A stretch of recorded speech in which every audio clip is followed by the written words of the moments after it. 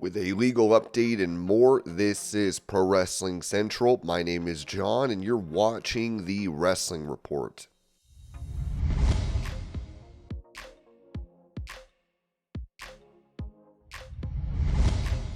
Former WWE star Ezekiel Jackson had last wrestled on October 18th of 2015 for Westside Extreme Wrestling in Germany, and now the star has posted about a recent appearance he made the other day in North Carolina for a FWE Full Throttle event, as he posted a picture of himself in the ring, writing, looking like hashtag freak of nature, hashtag personification of domination.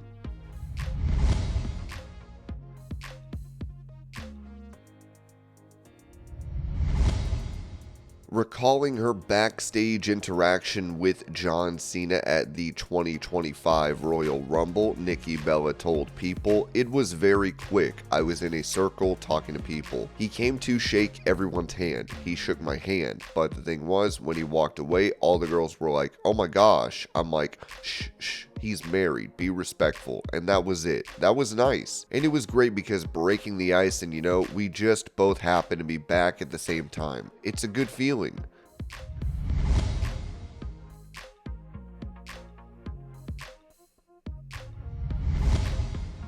When it comes to the potential location for Survivor Series, Ringside News noted that WWE could be taking Survivor Series to a city with a little extra sunshine this year. According to Fightful Select, San Diego is being considered as the host city for the premium live event, and it's reportedly been listed internally for quite some time. For fans keeping track, WWE hasn't held a Survivor Series in a warm weather city with a live crowd since Los Angeles in 2018. Since then, they've hit colder spots like Chicago, Boston, Brooklyn, and even Vancouver. Of course, there was also the Thunderdome era, but that came with its own unique circumstances. There's no official date locked in yet, but Survivor Series has traditionally landed on Thanksgiving weekend for the last 2 years. If that trend continues, fans might be enjoying turkey and body slams under the San Diego sun this November. And for those unfamiliar with the city's origins, well, San Diego translates to a whale's vagina.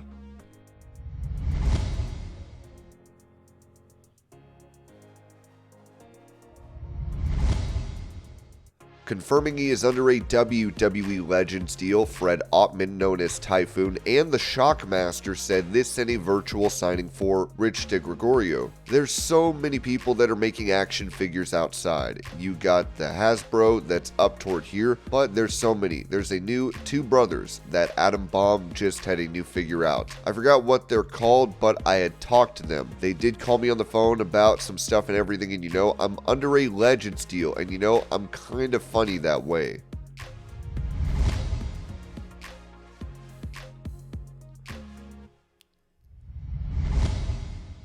Asked about his relationship with WWE since Vince McMahon left, Stone Cold Steve Austin told Sports Illustrated, "I don't know. I haven't talked to anybody. I don't really talk to anybody that's currently wrestling right now anymore. John Cena and I will talk like once a year or whatever. I haven't talked to John in forever. They've cleaned house pretty good, and it's a new setup, but I can't speak to any of that because I honestly do not know. We're good. I just don't know how the day-to-days are going, but they're pushing the creative envelope in a whole lot of different directions, and it seems like it's done good for them, I guess."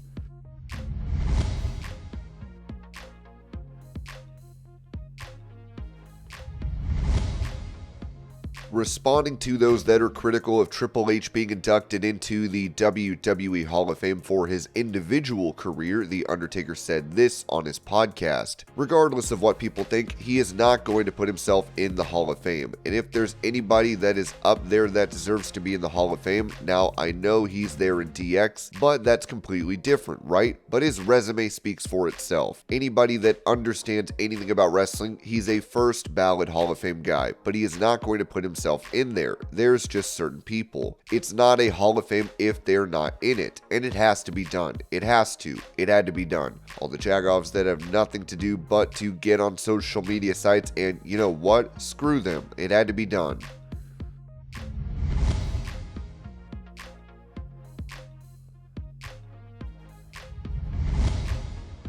Providing an update on the lawsuit against Vince McMahon, Ringside News wrote that Janelle Grant's legal team is pushing back against WWE, Vince McMahon, and John Laurinaitis as they attempt to dismiss her amended complaint. In the latest legal filing, Grant's attorneys argued that the defendants are trying to suppress key details about her alleged trafficking and abuse, which the amended lawsuit outlines in greater detail. The updated complaint, filed on January 31st, introduces additional allegations, including formally identifying Brock Lesnar in connection with McMahon's alleged solicitation. WWE and McMahon's legal team have since objected, claiming Grant's filing is an attempt to manipulate media coverage, adding new claims that weren't part of the initial lawsuit, and unfairly harming McMahon's reputation. The defendants also argue that references to the SEC investigation into McMahon and the involvement of his longtime doctor, Dr. Carlin Colker, should be removed, stating they are irrelevant to the case. However, Grant's attorneys disagree, saying this information is crucial in exposing WWE's internal culture and the links McMahon went to in covering up his alleged misconduct. Grant's legal team has now filed their latest response this past Monday, stating that her amended complaint was submitted at the appropriate time and that the updates provide necessary context. Her attorney, Ann Callis, argued that the revised filing was meant to describe in greater detail the abuse Grant endured, while also informing the court of material developments that occurred while the case was delayed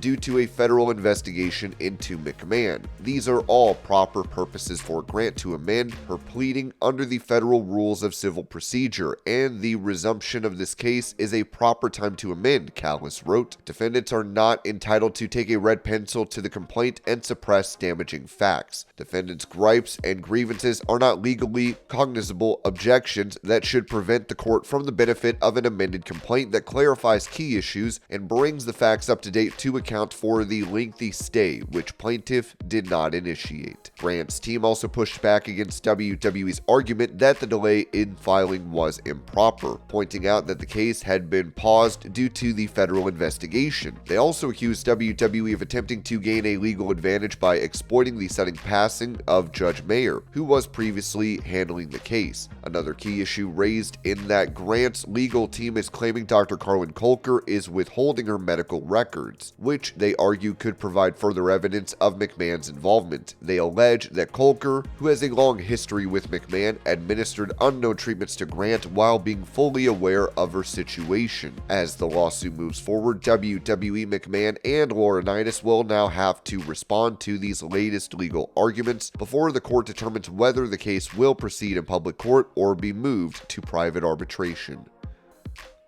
And this was your pro wrestling news update. I hope you're all having a great day. Thank you so much for watching, and I will see y'all later.